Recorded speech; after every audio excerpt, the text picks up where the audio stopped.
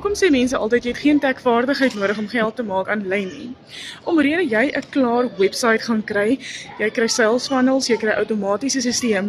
Al wat jy moet doen is jou personal touch daarin sit. Jou naam, besonderhede, as jy ietsie wil verander, verander jy ietsie, maar die harde werk is klaar gedoen. Die fondasie is reeds gelê.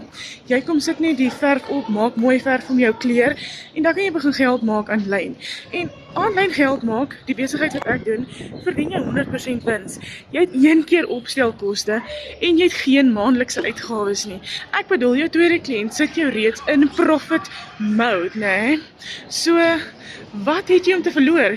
Jy het nie daai risiko as wat jy in 'n besigheid moet instap en personeel aanstel. Jy moet worry as die krag af is.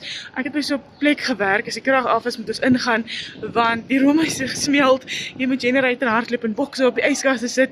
Jy het geen sins van daai stres nie. Jy kan gaan vakansie hou en jy hoef nie te stres oor jou besigheid nie. As jy reg is om jou lewe te verander, skryf net vir my, verander hieronder. Ek help jou graag.